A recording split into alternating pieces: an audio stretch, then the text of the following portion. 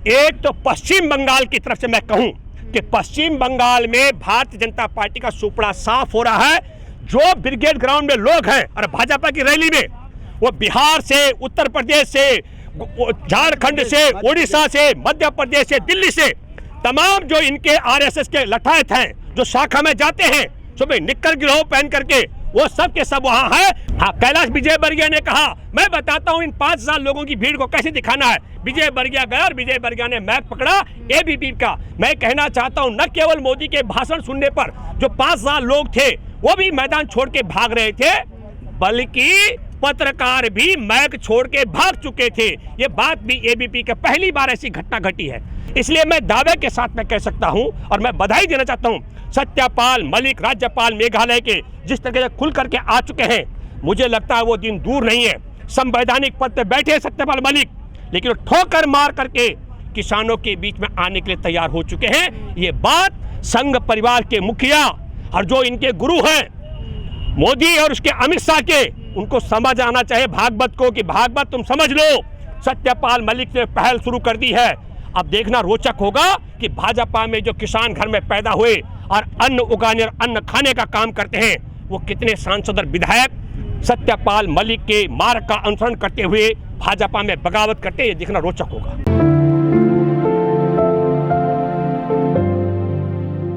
जो आपने ये कहा कि सरगर्मी सिर्फ अकेले, पहली बात तो मैं आपके माध्यम से कहना चाहता हूं कि पूरे देश के अंदर अकेले बंगाल में चुनाव नहीं है। चुनाव 5 राज्यों में, बंगाल में है, तमिलनाडु में है, असम में है, पांडुचेरी में है और केरल में है।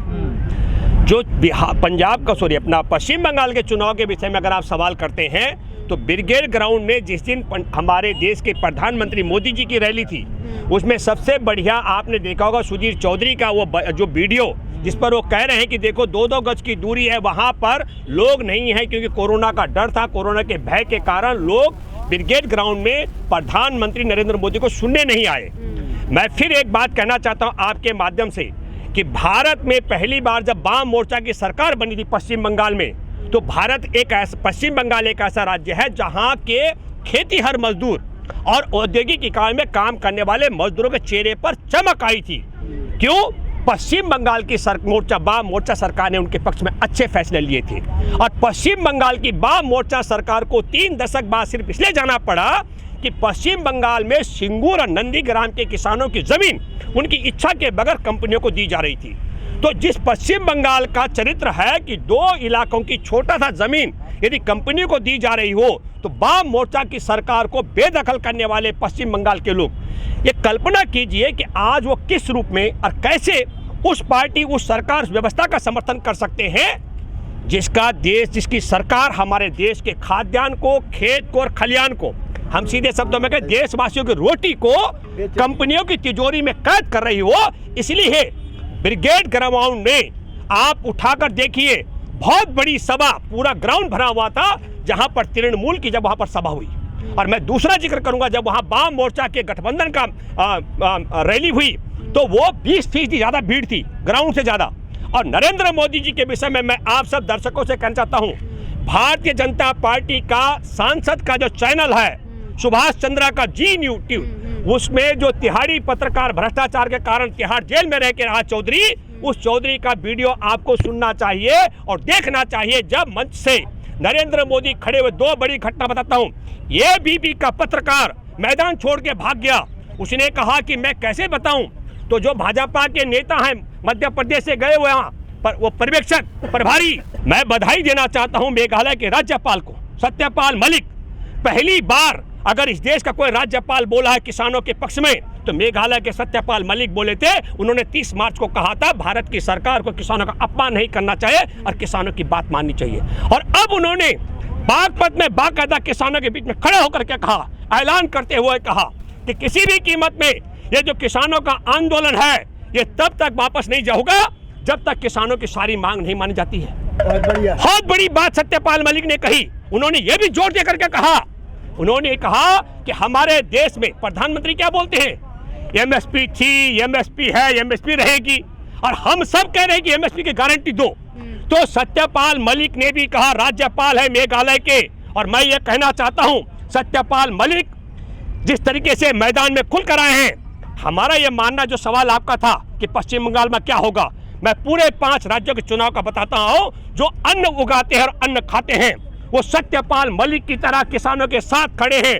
हमारे किसानों की शहादत 110 दिन हो गए और शहादत की संख्या 350 का आंकड़ा पार कर चुकी है।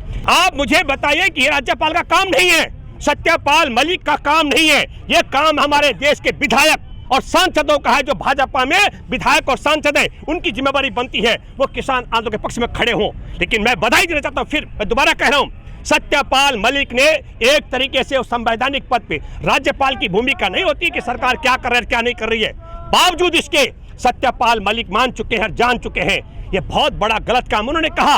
और आपके माध्यम से मैं कहना चाहता हूं, सरकार से जब हम बात, सरकार क्या कहती है, इस कानून में कोई कमी नहीं है। अरे भाई अच्छाई बता दो तो वो कहती है आपकी जमीनें नहीं छीनी जाएंगी, अच्छाई बता दो वो कहते हैं एमएसपी मिलती रहेगी, और हम कहते हैं एमएसपी की गारंटी दो तो कहते हैं गारंटी नहीं दे सकती। हम कहते हैं अच्छाई बताओ, वो कहते हैं आपकी जमीन नहीं जाएगी। मसला फिर मैं आपके माध्यम से कहना चाहता हूं और अपील करता हूं, इस क्रोनोलॉजी को आपको समझना चाहिए। जब काउंटिंग हो रही थी, मैंने दावा किया था कि पहले चरण में महागठबंधन चुनाव जीता है, क्योंकि बहुत ईमानदारी के साथ में कैंपेन हुआ था। और दूसरे चरण में बेईमानी बताता हूं, और मैं आपके माध्यम से, कई लोग कह रहे हैं ईवीएम हरा देगा। मैं पश्चिम बंगाल से लेकर तमिलनाडु तक, असम से लेकर पांडुचेरी और केरल के मतदाताओं आपसे अपील करता हूं, हमारे देश में किसानों के आंदोलन के पक्ष में नहीं, देश को बचाने की भी बात होनी चाहिए।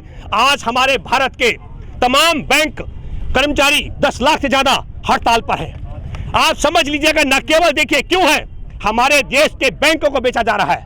आज हमारे देश का दिल्ली का एयरपोर्ट, मुंबई का एयरपोर्ट, कलकत्ता का एयरपोर्ट, हमारे देश के एयरपोर्ट बेचे जा रहे हैं, हमारे देश के बंदरगाह बेचे जा रहे हैं, और हमारे देश की खेती किसानी को भी कंपनियों के हवाले गिरवी रखा जा रहा है। इसलिए मैं आपके माध्यम से अपील करता हूं, तमाम अन्न उगाने और अन्न खाने वाले देश के नागरिकों से, मतदाताओं से, कि आप देश को बचाने के लिए और देश के किसानों को जिताने के लिए, और जो राष्ट्रीय और बहुराष्ट्रीय कंपनियों के हवाले हमारे देश के बैंकों को, एयरपोर्ट को, खेती किसानी को और बंदरगाहों तक को, देश की सड़कों को, रेल को बेचा जा रहा है, उससे बचाने का एक ही तरीका है, आप सब लोग प्रचंड रूप से, जहां आपको भाजपा के खिलाफ, अगर पश्चिम बंगाल में तृणमूल कांग्रेस का उम्मीदवार ताकतवर दिखता है उसको विजय बनाएं, और जहां आपको दिखता है कि वाम मोर्चा कांग्रेस गठबंधन का उम्मीदवार ताकतवर है उसको जिताएं। लेकिन आप सब लोगों को मैं अपील इसलिए करता हूं, इन्होंने कहा कि हमको गुजरात में जो वोट मिला है